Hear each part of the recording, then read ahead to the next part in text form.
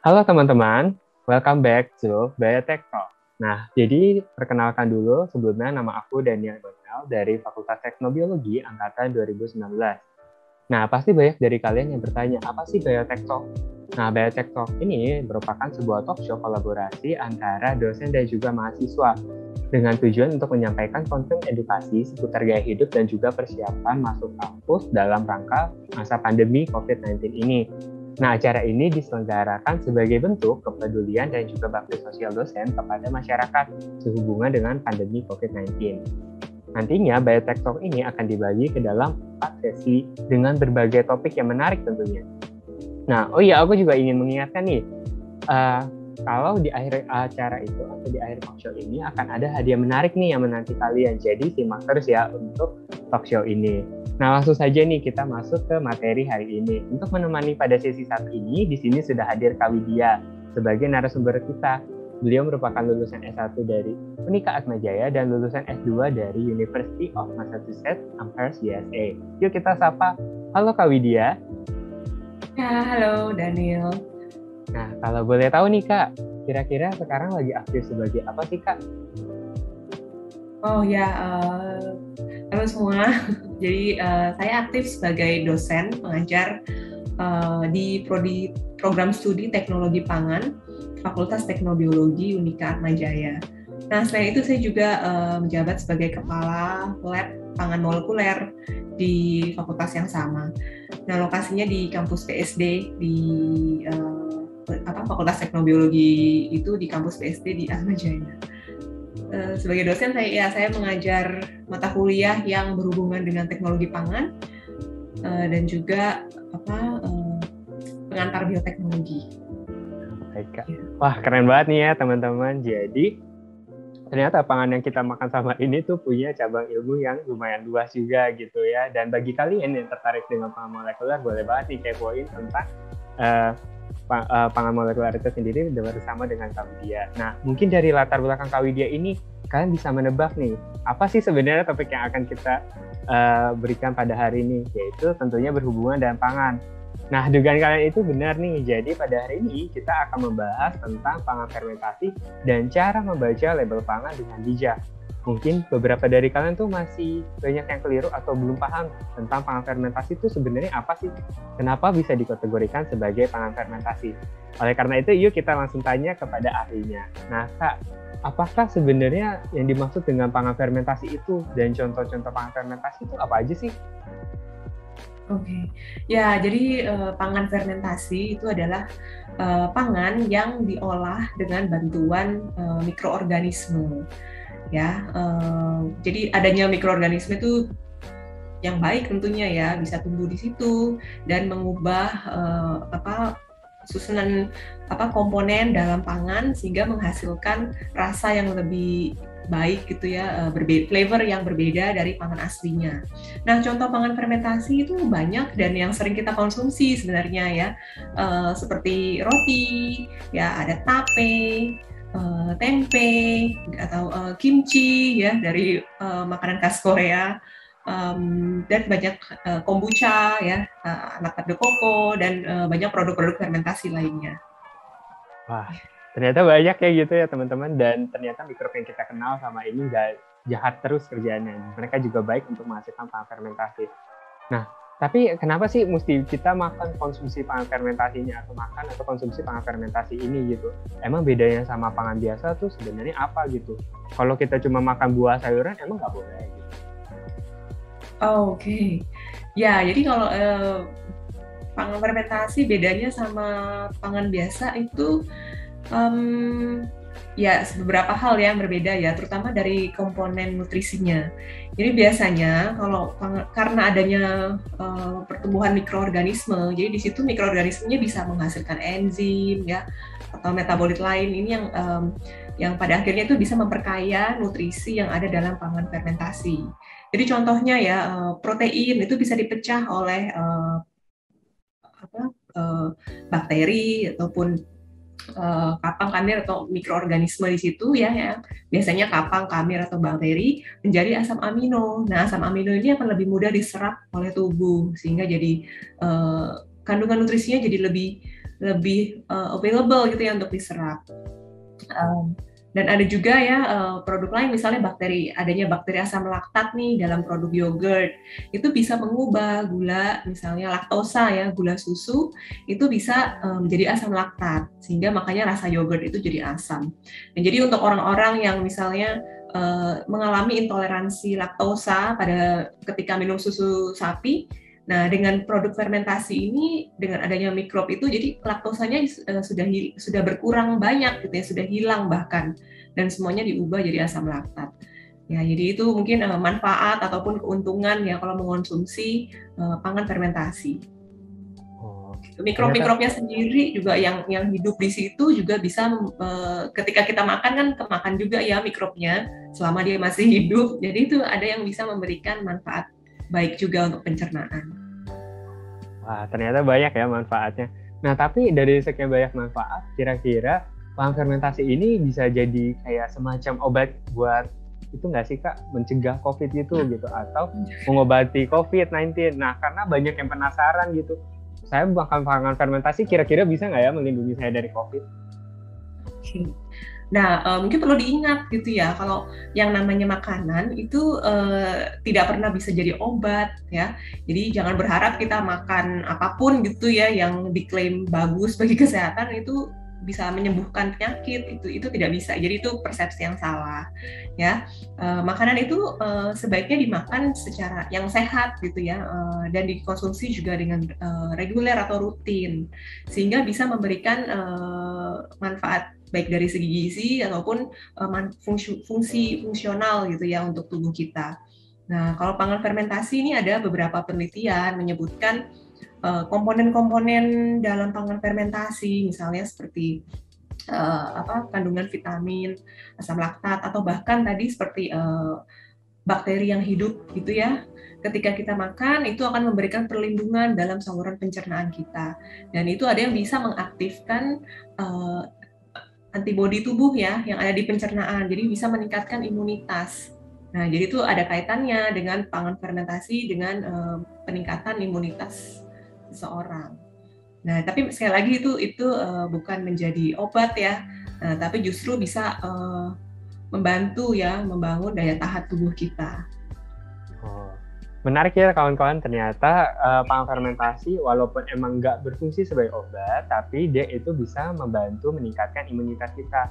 Nah, tapi mungkin banyak dari teman-teman kita ini juga bingung nih, kalau emang dia bisa meningkatkan imunitas, tapi berapa banyak sih yang harus saya makan gitu, atau dia makan agar bisa mendapatkan efek imunitas tersebut atau efek kesehatan gitu ya Kak. Nah, contohnya mungkin dalam hal ini kayak tempe gitu. Berapa banyak sih tempe harus saya makan? Apakah seblok begitu, satu blok, atau berapa banyak gitu Kak? Oke, ya kuncinya sih untuk konsumsi memang pangan itu sama ya secara general, tidak bisa terlalu banyak atau berlebihan, juga tidak bisa terlalu sedikit ya. Kuncinya adalah seimbang. Jadi kita harus makan juga dengan porsi yang seimbang. Ya, jadi kalau ada kita melihat anjuran dari Kementerian Kesehatan itu mengenai isi piringku. Jadi itu sudah diatur gitu ya proporsinya berapa banyak harus mengonsumsi porsi sayur-sayuran, buah-buahan, ya kemudian sumber karbohidratnya bisa dari serealia ya, dan proteinnya. Gitu. Jadi itu ya bisa dilihat di situ gitu. Porsi yang sudah diatur untuk masyarakat Indonesia secara umum sebaiknya mengikuti anjuran tersebut. Ya, jadi untuk mendapatkan manfaat dalam pangan fermentasi ya tergantung ya bentuknya apa. Misalnya kalau tempe itu kan berperan sebagai sumber protein ya. Jadi ya di situ bisa memenuhi kebutuhan gizi kita, gizi protein. Ya, jadi ya sesuai peraturan tersebut, sesuai peraturan yang dianjurkan untuk dari Kemenkes itu bisa kita ikuti konsumsi. Kalau misalnya tidak mengonsumsi protein yang lain ya hanya tempe, ya itu bisa sekitar 1/3 ya dari total isi piringnya. setiap kali makan. Nah, kan tadi kakak juga ada bilang nih manfaatnya kan banyak banget gitu ya kak, kaya banget gitu mbak. Padahal cuma dari satu tempe aja. Nah, terus kalau gitu kira-kira bisa nggak sih kalau kita tuh cuma mengkonsumsi pangan fermentasinya aja gitu? Dan kata lain di sini pangan fermentasi ini akan menjadi makanan pengganti dari makanan pokok gitu kak? Oh, ya tergantung ya. Sebenarnya itu tidak ada satu makanan yang gizinya sangat lengkap, super lengkap gitu ya. Itu tidak ada di dunia ini. Jadi makanya kita makan harus bervariasi. Ya makanya juga dianjurkan tidak makan hanya makanan pangan fermentasi ya. Tapi kita harus seimbangkan juga dengan konsumsi pangan lainnya. Ya, yang tidak fermentasi juga nggak apa-apa ya, seperti makanan pokok itu kan sumber karbohidrat banyak ya, seperti umbi-umbian ya, serealia yang lain selain beras itu juga bisa menjadi sumber karbohidrat. Lalu atau mungkin sayur-sayuran ya, mungkin pangan fermentasi ada yang berbahan sayuran seperti tadi ada kimchi gitu ya, atau mungkin acar ya, itu bisa dari situ. Ataupun kita juga bisa melengkapi dengan yang non fermentasi gitu ya. Jadi memang harus melengkapi satu sama lain. Nah, cuma kalau kita mau dari pangan fermentasi itu memang yang didapat tidak hanya manfaat dari nutrisinya gitu, tapi ya tadi kita akan mendapat manfaat lainnya. Ya, misalnya ya kandungan bakteri hidup yang baik gitu. Oke kak. Nah, kemudian nih terkait dengan pelabelan pangan nih, kenapa sih ada pangan fermentasi yang dilabelin dan juga ada yang nggak dilabelin terus? Padahal pangan fermentasi sendiri ini merupakan pangan olahan. Nah, mengapa label di sini tuh menjadi penting gitu kak untuk suatu pangan? Oke, ya kalau ini menyangkut label itu sebenarnya hanya untuk pangan yang pangan olahan yang dijual secara komersial ya.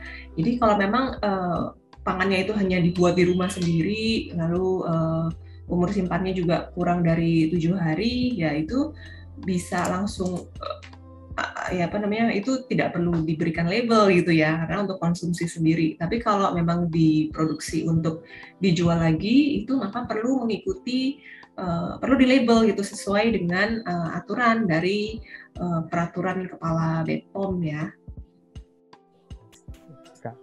Gitu. Oke kak. Oh pantas ya gitu kalau kita jalan-jalan ke mall gitu ngelihat ada kimchi yang dijual kemasan itu di label gitu. Sementara kalau tempe di pasar mungkin teman-teman lihatnya nggak di label gitu sama sekali. Karena memang mungkin kalau pasar kan secara konvensional gitu, tapi kalau mall itu dia cakupannya lebih luas gitu kali ya.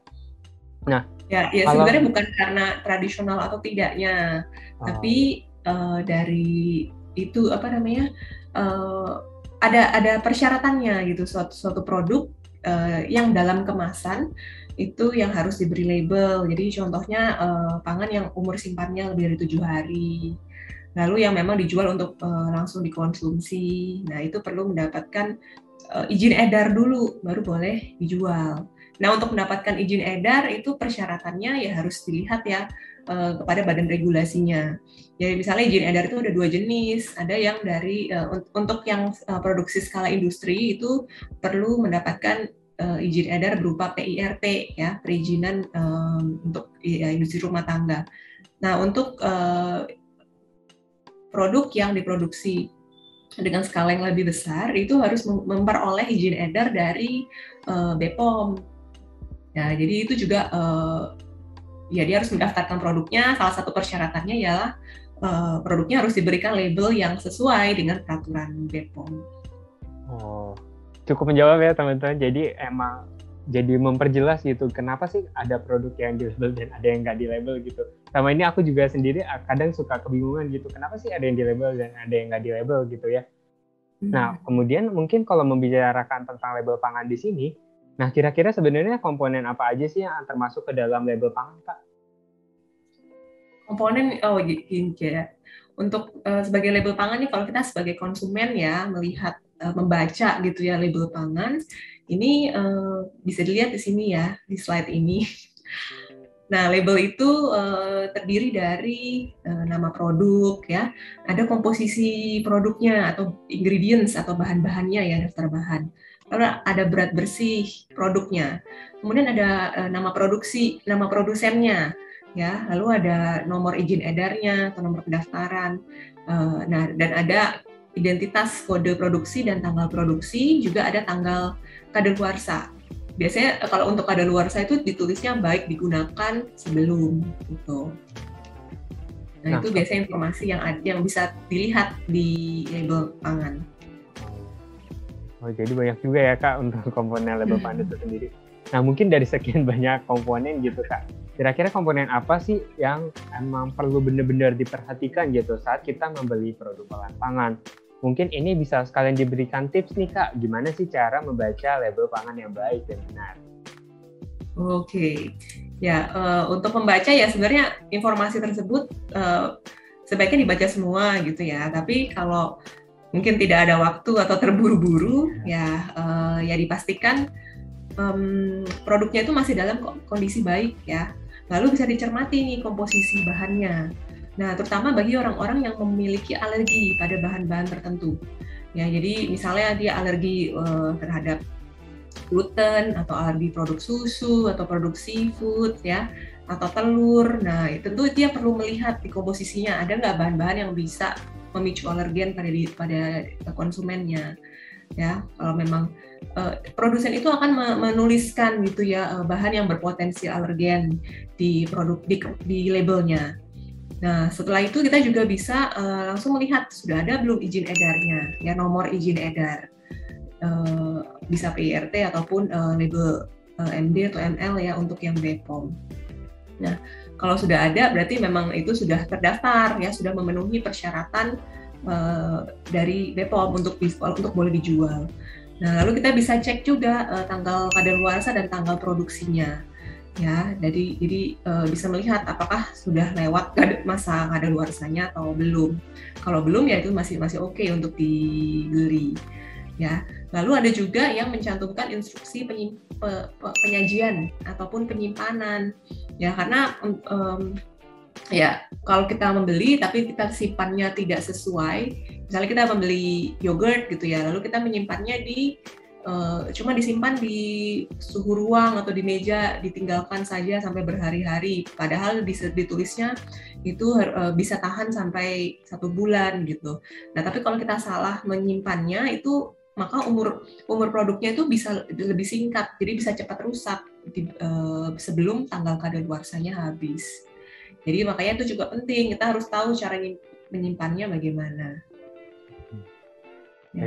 Karena tanggal kadaluarsa itu menunjukkan tanggal bila disimpan dengan kondisi yang sesuai di instruksi di produsennya. Oh, seperti itu ya. Ternyata perlu banyak juga yang perlu diperhatikan ya teman-teman. Nah, tadi aku dengar-dengar ada salah satunya itu tentang nilai gizi ini.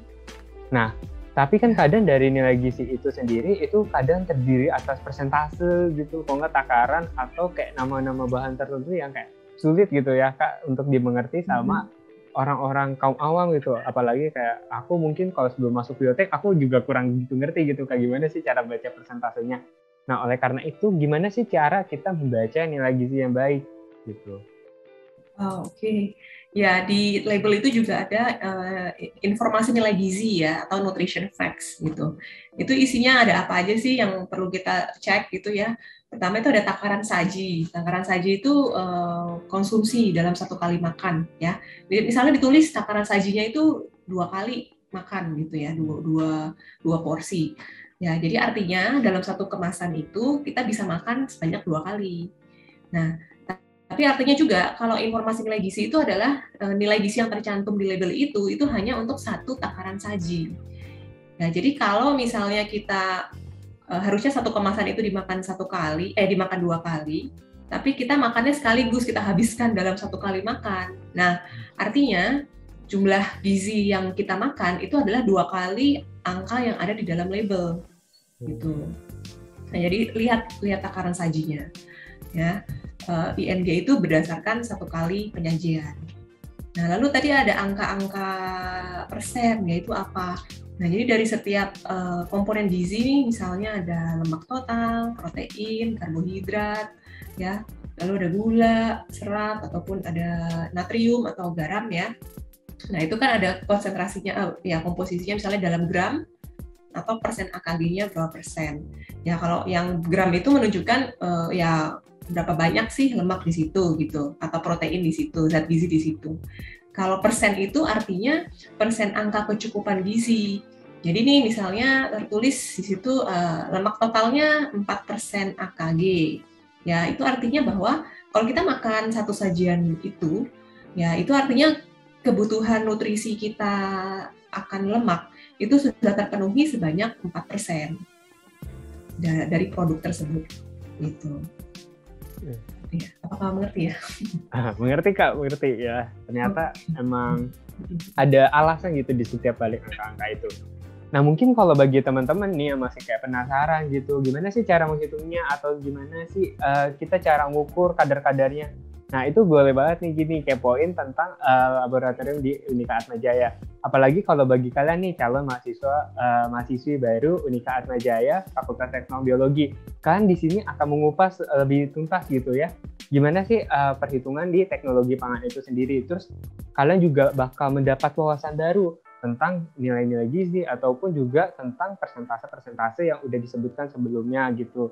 Nanti akan ada dosen-dosen yang membimbing kalian dan mengajari kalian nih tentang ilmu pangan itu sendiri. Oke, jadi saya mau tambahkan tadi ya beberapa komentar tadi ya yang sudah disampaikannya benar. Kak Daniel sudah menyampaikan ya, memang kalau kita sebagai konsumen kita akan melihat dalam pangan itu apa sih isi gizinya, atau kalau kita mau membeli itu kita membandingkan mungkin ya dengan produk lain, mana sih yang lebih baik gitu ya, mungkin dalam hal nutrisinya. Nah, kalau kita sebagai produsen yang mau membuat produk pangan dan menjualnya, ini kita harus bisa gitu ya menentukan atau menganalisis gitu ya komponen zat gizi yang ada di dalamnya. Nah, sebagai mahasiswa teknologi pangan ini tentu akan diajarkan cara untuk menganalisis ya di lab, menentukan berapa sih kandungan lemak total, protein, natrium, ya gula, serat, dan karbohidrat total.